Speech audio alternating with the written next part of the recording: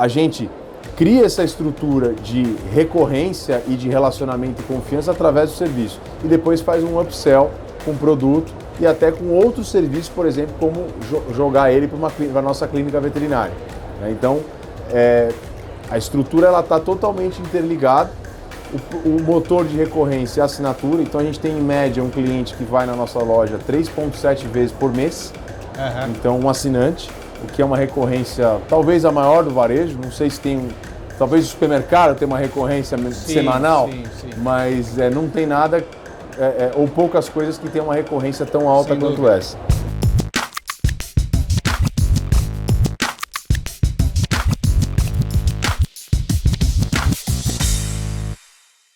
Olá, seja bem-vindo ao podcast da Lynx, o pod do varejo, agora Lynx TOTOS, né? E hoje, numa edição especial aqui na BF Franchise 2026, a maior feira de varejo, provavelmente a maior feira de varejo do mundo. E aí a gente está trazendo episódios especiais. E hoje eu tenho o prazer de receber o Rodrigo, né, nessa conversa do mercado de pet, né, um dos mercados que mais cresce no mundo, e o Brasil vai nessa onda. E a Petland, né, que hoje a gente está recebendo aqui com o Rodrigo, há 12 anos no nosso mercado, no mercado brasileiro, uma marca internacional. Rodrigo, que veio do mercado financeiro. Fala um pouquinho para a gente, Rodrigo. Primeiro, óbvio, se apresenta, né? E por que dessa virada de chave na carreira do mercado financeiro para o mercado de varejo? Bom, primeiro, obrigado pelo convite, Cláudio, todo o time aí da TOTOS. Bom, eu trabalhei no mercado financeiro muitos anos e cansei do mercado financeiro. Era um negócio de interação só com tela, com pouca interação com gente, e eu queria lidar com gente. Sempre gostei de pet, mas não entrei no segmento por causa disso. Estudei alguns setores que tinham características semelhantes. Lá atrás, voltando em 2014, o ano que a gente começou, a gente olhou para segmentos que a gente achava que iam crescer muito nos próximos anos, e a gente acertou, porque pet saiu de 26 bi para quase 70 bi de tamanho de mercado nesses 12 anos. E por outro lado, só que tinham muitos problemas e oportunidades para serem exploradas. E o varejo pet, ele estava e ainda está completamente fragmentado. Então a gente tem aí quase 100 mil CNPJs, a maior parte disso é loja independente, e esses lojistas, na sua maioria esmagadora, tem só uma ou duas lojas. Então tem um nível de fragmentação grande, eles são analógicos, não tem marca, falta competitividade em poder de compra, falta um modelo de negócio. Então a gente olhou e falou, acho que aqui, com esse olhar de loja de bairro, a gente tem uma oportunidade de criar ou trazer uma marca. A gente resolveu trazer a marca, né? A gente fala disso daqui a pouco, para poder ajudar a organizar esses lojistas de bairro e ter uma operação mais profissional e mais rentável. Já vamos entrar nessa questão do lojista, mas quando a gente olha o mercado de grandes players, né? Vocês também são um grande player, só que vocês foram na contramão, né? Quando a gente olha os seus concorrentes, se assim podemos dizer, Sim. São mega lojas, né? São grandes lojas. E pelo que eu conheci da Petland, são lojas menores. Por que ir na contramão do que o mercado desses grandes foram trazendo? Na verdade, quando você olha a fatia de market share do setor pet, nós estamos falando de mais de 50% de tudo que é vendido no segmento de produto, serviço, ele está concentrado na mão do pequeno empreendedor, desse independente. Então, o normal é você ter as lojas de bairro. Não o normal, mas quem é o grande líder são milhares de empreendedores independentes, né? Esse é o mais tradicional. E as lojas grandes, elas são minoria, né? Eles são enormes, sim, mas no market share eles são minoria. Se você juntar a Pets Cobase, que é uma operação só agora, nós estamos falando de 12% de share, né?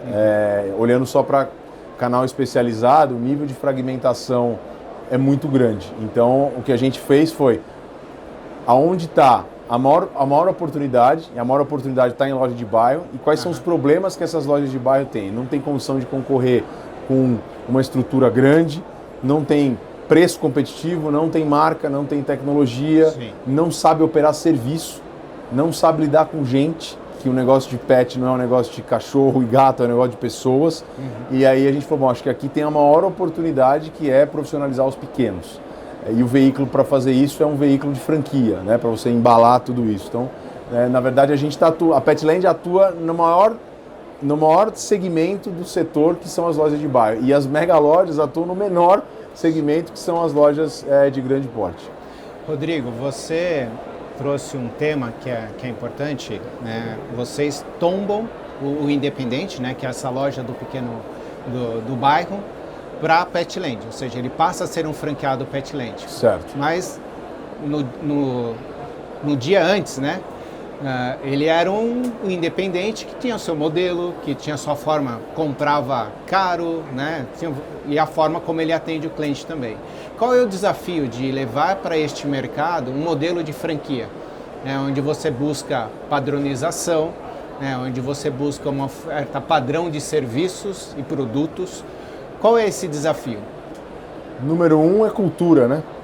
Porque o lojista, hoje, só para deixar claro, a gente tem 130 lojas, metade dessas lojas são lojas construídas do zero, franquias tradicionais, e a outra metade são lojas que já existiam e foram transformadas em lojas da Petland. Então, quando você transforma uma loja, você está trazendo uma pessoa que já tem às vezes 10, 15, 20 anos de mercado e tem vícios, né? Tem o jeito dela de fazer, tem a cultura dela de entender. E o maior desafio é você falar, bom, a partir de agora você entrou num modelo diferente para melhorar a sua vida, né? Então você tem que deixar de fazer certas coisas e começar a fazer outras coisas para você ter uma realidade diferente. Então eu elencaria a cultura, né, desafio de cultura, como um principal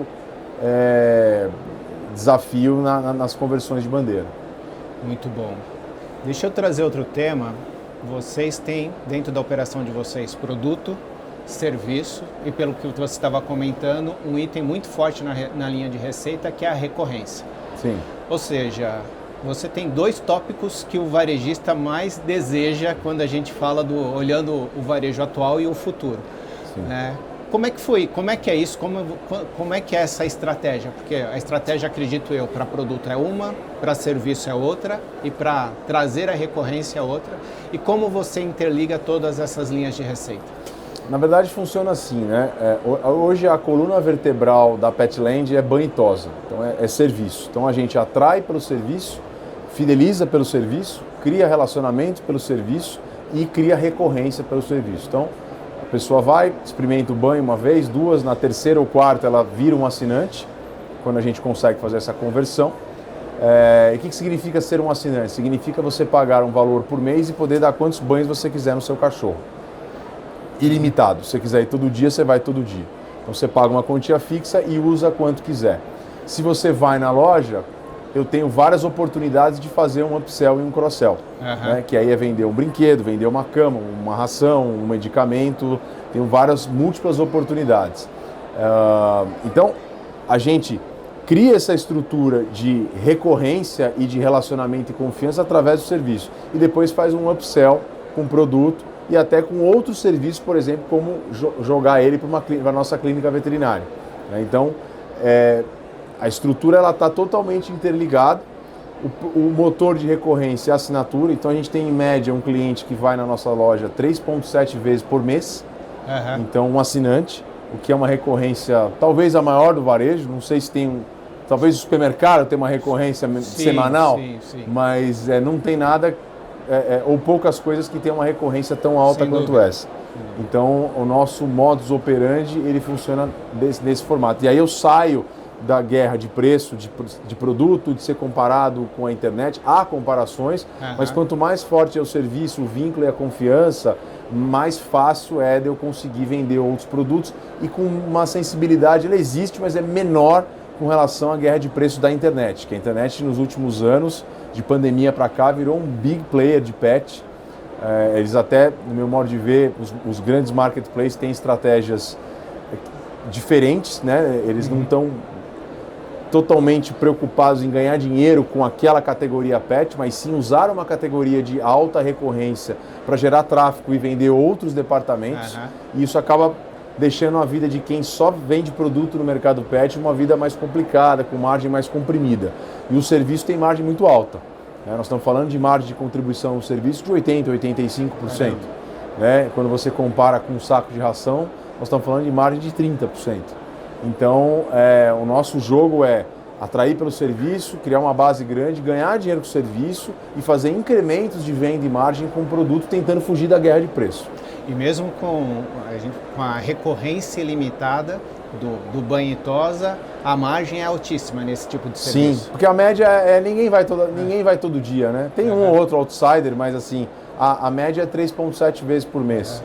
Então, mesmo colocando na conta os diferentes, né, vamos chamar assim, que vão 10 vezes por mês, mas se ele vai, ele me gera oportunidade e ele normalmente compra outros produtos e serviços. Se ele não vai, ele já me remunerou com a mensalidade. Então é um jogo interessante, porque ele indo ou não indo, você faz manutenção de rentabilidade. Legal. Eu não tenho...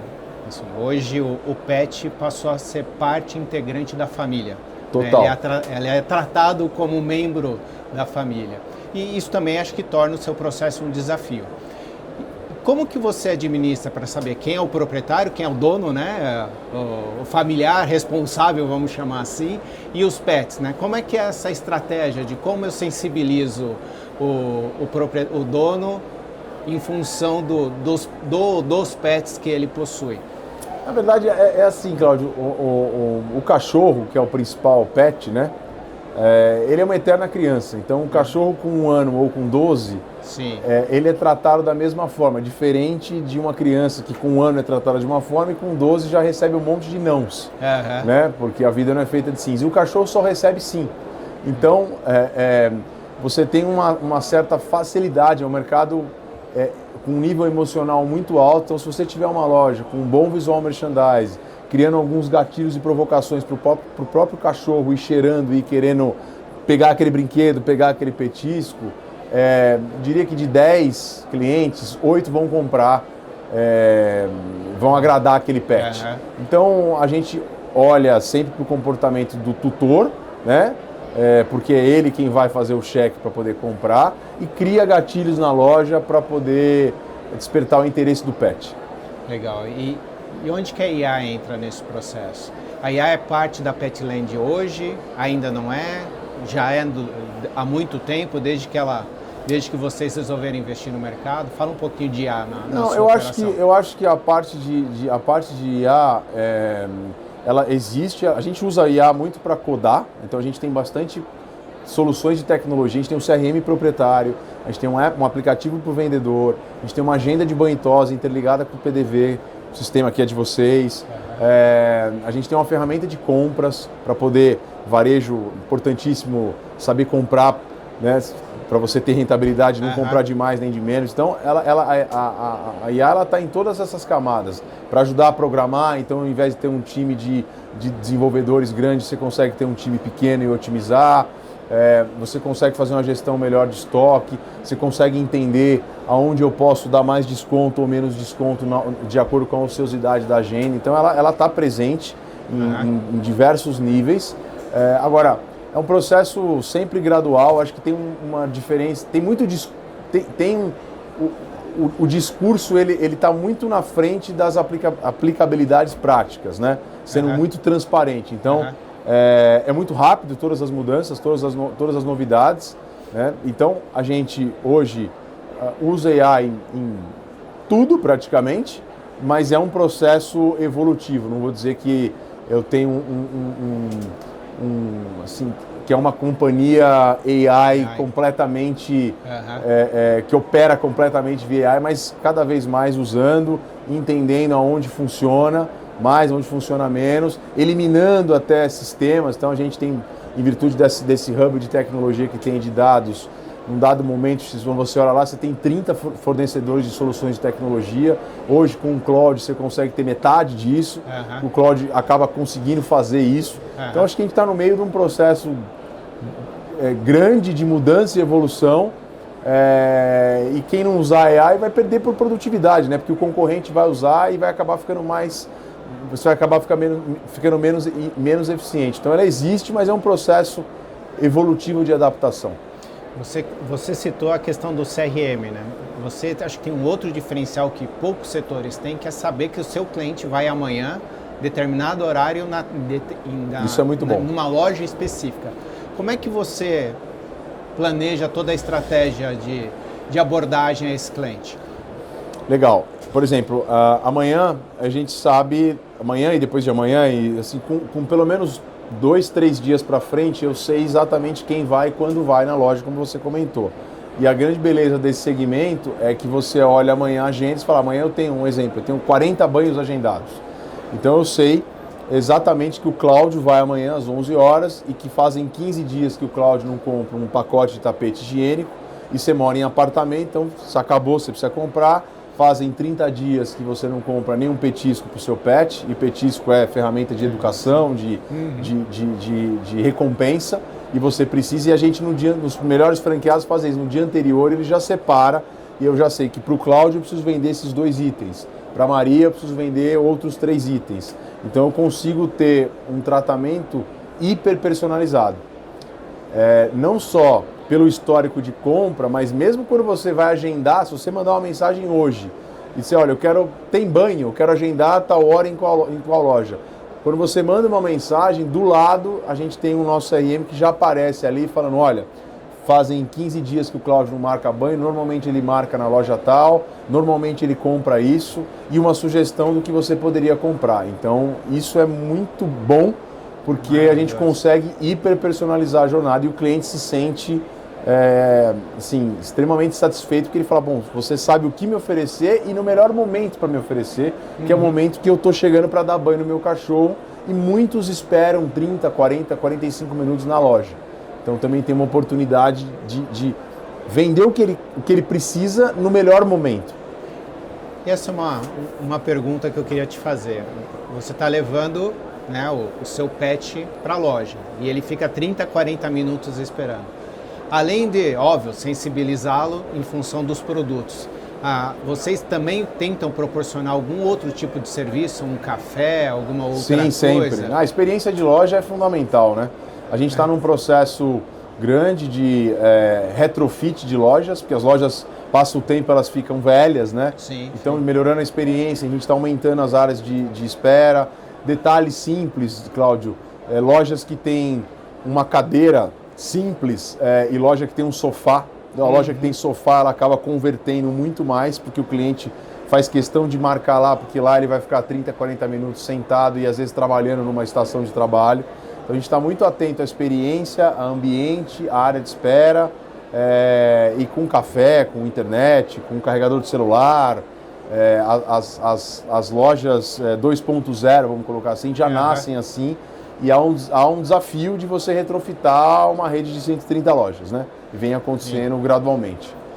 E o que a gente pode esperar de volume de lojas? Qual é a estratégia de vocês de expansão? Olha, a gente já teve uma estratégia mais agressiva de expansão, mas hoje, acho que como todo varejo, a agenda é mais qualidade e menos quantidade. Sim. Então, a gente está muito mais seletivo com o franqueado, falando não para pessoas que não têm perfil. Então, hoje, esse ano, a gente deve abrir 15 novas lojas. A gente já abriu em ano, assim, no melhor ano, a gente já abriu mais de 70. E quando você está convertendo a bandeira, saindo esse processo é mais ativo ou também é passivo? É o lojista que vem te procurar? Os dois. Tem os dois. Tem ativo e também tem bastante procura. E aí você tem que fazer um filtro grande, porque tem muita gente, às vezes, que ela está num momento apertado financeiramente, ela acha que a gente vai salvar a vida dela, né? E a gente não é bote salva-vidas. Na verdade, a gente precisa fazer uma análise bem completa da pessoa, do ponto, qual que é o impacto possível dela virar uma pet. O que significa isso em números? Qual é a base de cadastro dela? Porque às vezes uma loja vem, mas não tem cadastro de cliente nenhum, que é muito comum. Você vai ter mais dificuldade de fazer um trabalho de CRM, um trabalho de inteligência de dados. Então a gente está bem seletivo com franqueados.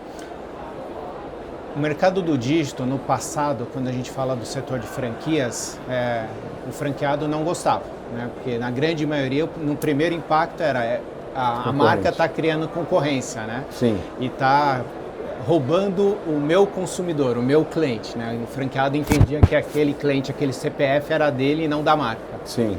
Como é que vocês têm isso como estratégia? Falando de omnicanalidade, mundo digital, esse mercado do consumidor que consulta na internet, depois vai na loja, ou vai na loja e depois compra na internet. Como é que vocês administram isso e qual é a estratégia da marca nesse sentido? Hoje, eu não tenho um e-commerce que você vai no e-commerce e compra direto e recebe na sua casa. Eu já tive, só que é um business muito difícil de ganhar dinheiro, essa é a verdade, porque mais de 60% do que se vende online é ração. Ração, a margem é baixa, é um produto com valor agregado baixo e com frete alto, porque é pesado. Então, hoje, a gente não vende pela internet, eu uso a internet para vender.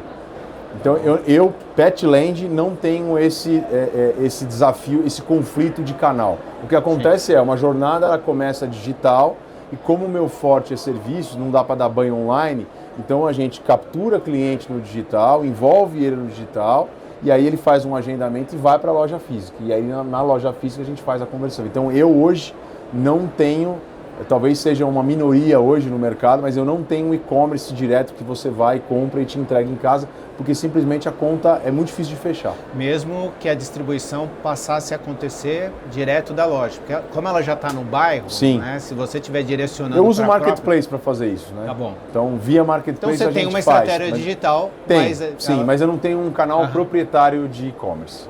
Entendi. Falando de mercado, de novo, qual é a diferença do mercado brasileiro para o mercado gringo? Nossa, muito. O mercado gringo, né, pegando os Estados Unidos como base, ele é um mercado consolidado, ele é um mercado organizado, ele é um mercado onde a concorrência, por outro lado, também é muito maior, né? Porque você tem um Walgreens, que é um grande player de pet, você tem um Walmart, que é um grande player de pet. Quando você sai do canal especializado, você tem farmácia vendendo ração, você tem supermercado vendendo produtos para pet, então você tem um nível de profissionalização maior, mas um nível de competição maior também, né? O Brasil ainda é mais mata virgem, então o Brasil ainda é um mercado fragmentado, pulverizado, mas nos últimos 2 anos para cá, a competição para vender commodity, ela ficou muito grande, as margens apertaram, então o Brasil é um mercado em desenvolvimento, em processo de consolidação, ainda tem muita coisa para acontecer, muito M&A para acontecer, e o mercado americano é um mercado, sim, que está num outro nível de maturidade, né? Inclusive de maturidade digital. E vocês pensam, a gente falou muito de serviço, produto, existe a marca própria? Existe. A gente tem 2 marcas próprias. Ela é importante, foi muito importante no passado, continua sendo, porque é a forma que você tem de se diferenciar, apesar da gente se diferenciar muito pelo serviço. Mas hoje, é até uma discussão que a gente estava tendo essa semana, né? Qual a função da marca própria hoje? Ela ainda é importante, agora a gente está fazendo uma revisão grande de curadoria de produto. Então o mercado está demandando produtos funcionais, naturais, orgânicos.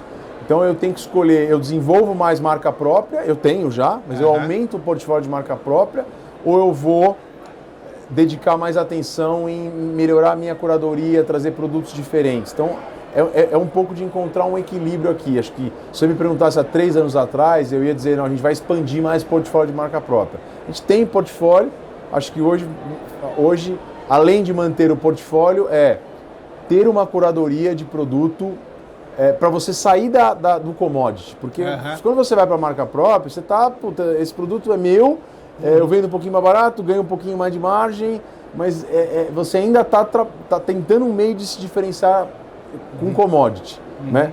Quando você vai para valor agregado, então eu estou saindo de um formato de pet shop tradicional, precista, e indo para um modelo de valor agregado maior. Então, é esse o equilíbrio que a gente está buscando.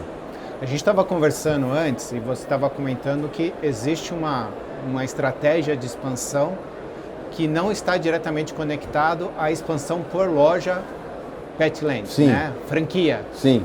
Fala um pouquinho disso, porque vocês viraram uma referência, né? Vocês viraram esse mercado de cabeça para baixo, né? Não tenho dúvida que seus players concorrentes lá ficam olhando o que você está fazendo para copiar. E o que vem pela frente aí nessa estratégia de expansão? Basicamente assim, hoje a gente tem 130 lojas, né, mais 50 clínicas veterinárias. A gente tem um monte de produto desenvolvido para dentro, para a rede. Só que quando você olha para fora, é um mercado que tem pelo menos 50 mil lojas, são 100 mil CNPJs, com certeza metade disso é loja. Então, e essas lojas, quando você só oferece a conversão, o ciclo de conversão é um ciclo longo. Uhum. Eu tenho que te visitar várias vezes, eu tenho que aprovar você tem que gostar de mim. A gente tem que, depois se você gosta, a sua mulher tem que gostar. Né? São 2, às vezes 3 tomadores de decisão. Depois você tem um processo de retrofit. Então é um ciclo de venda longo e às vezes com um capex que é alto, né? Sim. Qualquer conversão minimamente vai custar 100 mil reais. Uhum. E aí fica aquela coisa assim, pô, eu queria ser Petland, mas eu não quero gastar 100 mil reais, eu quero, meu marido está pensando. Então o que a gente entende é que a gente pode começar a vender algumas soluções de tecnologia para pet shops independentes. E aí você tem uma capacidade de escala grande. Uhum. E talvez é abrir uma porta para você entrar nele primeiro como um fornecedor de tecnologia e depois ele se converter a uma loja Petland. Então, o que a gente estava falando ali agora há pouco, né, é assim, além de olhar para melhorar o seu core, que é franquia, que são as lojas, etc., a gente também pegar alguns produtos e vender isso para fora, para você criar nova linha de receita, para você tentar acelerar a conversão e para você aumentar, diminuir o ciclo de venda, porque um ciclo de venda de conversão ele é longo. Entre você visitar, conhecer a Petland e virar uma loja aberta na ponta, demora em média 8 meses, 9 meses. Se eu puder vender uma solução para você, onde eu não preciso te visitar online em 15 dias, eu vou diminuir muito meu tempo, meu ciclo de venda. Exato. E você talvez vire uma Petland com mais facilidade do que se eu fizesse todo esse processo. Ele já está experimentando da marca, né? Exato. E existe também, pelo que eu estava vendo aqui, a Petland Studio, né? Também é uma forma de diversificar. O que é a Petland Studio? É uma lojinha menor, 50 metros quadrados, só de serviço, com produtos de impulso, que é boca do caixa, alguns brinquedos e acessórios, mas é uma loja onde 80% do faturamento é serviço, que é onde está a margem, que é o nosso filé mignon. Assim, eu estou pegando o filé mignon da Petland e estou colocando num produto com um capex menor também, porque a partir de 200 mil reais você monta uma loja dessa. Se você montar uma loja tradicional, nós estamos falando de 400, 500, 600, dependendo da loja até mais. Rodrigo, então já falamos que o Brasil é um mercado que cresceu demais, né? Que o pet é um membro da família. O que vem pela frente? Olha, assim olhando para o mercado, eu acho que o mercado ainda vai, a gente vai ver ainda M&As, fusões, aquisições. Você tem vários fundos de investimento que estão investidos no mercado. Você tem pelo menos umas 5 ou 6 redes varejistas que receberam aporte de private equities. Eu sou uma delas. Então, esses fundos vão precisar sair em algum momento. Então, com uma situação de mercado melhor, o macro, com um juro que demora para cair, né? Que imagino que um juro próximo de 10 possa também começar a destravar M&As, fusões, consolidações. O mercado vai se consolidar muito. Acho que a parte veterinária ela está se desenvolvendo bastante, né? Então, assim, no nível de tecnologia na parte veterinária, de longevidade para o pet, isso tem muita coisa acontecendo. Acho que o tutor também está mais consciente que é melhor prevenir do que remediar. Então você tem modelos de prevenção como o nosso. A gente tem uma marca, chama-se Doutor Amei, que olha para a prevenção. Então acho que o mercado, olhando assim para o B2B, ele ainda vai se reorganizar. Acho que o independente ele vai cada vez mais sumir do mercado. Ou ele aprende a fazer serviço, ou ele vai sumir do mercado. Porque ração, commodity, eu compro com 2 cliques, mais barato, mais rápido. Tem muita casa de ração no Brasil. Essas casas de ração elas vão morrendo. Está tendo uma migração de venda de commodity do físico para o digital por preço e prazo. A parte veterinária, você tem grandes players de plano de saúde. Então, um lojista que recebia R$150 por procedimento para coletar um exame, hoje ele recebe 20. Então, a margem desse cara na ração diminuiu muito. Exato. Ele perdeu para a Amazon, perdeu para os big players, perdeu para o Mercado Livre. O veterinário diminuiu a margem porque ele está sendo obrigado a se render aos planos de saúde. O que sobra para esse cara? Banho e tosa, serviço. Então, esse cara precisa fazer serviço. E até nisso conecta a ideia de vender soluções relacionadas à banho e tosa para esse cara. Vender um modelo de assinatura, talvez vender até insumo para esse cara com marca própria nossa. Então, o que sobra para o independente, o mercado vai se consolidar e o independente precisa saber fazer serviço, senão ele não consegue concorrer. Fantástico. Rodrigo, eu geralmente encerro perguntando de insights, né? O que você pode deixar de insights para o varejista, principalmente o varejista do seu setor. Você já falou bastante. Tem algum tema ainda que você acha que faz sentido você poder compartilhar com o varejista do setor de pet, além de todos esses que você falou até agora? No setor de pet, acho que eu falei bastante coisa. Sim. Mas assim, para o varejo em geral, talvez, né? Eu percebo que tem um movimento grande nos últimos anos do varejo, o varejista de produto tentar colocar serviço na operação. Exato. Né? Por várias razões. É para aumentar ponto de contato com o cliente, para aumentar a margem, dependendo da importância que aquele serviço tem. Então, eu acho que o serviço, ele é e será cada vez mais fundamental para quem vende produto. Acho que para vender produto e potencializar produto, você precisa criar serviço. Então, acho que esse é um ponto onde a fidelização do cliente está aí, a criação de relacionamento com o cliente está aí, o aumento do LTV está aí.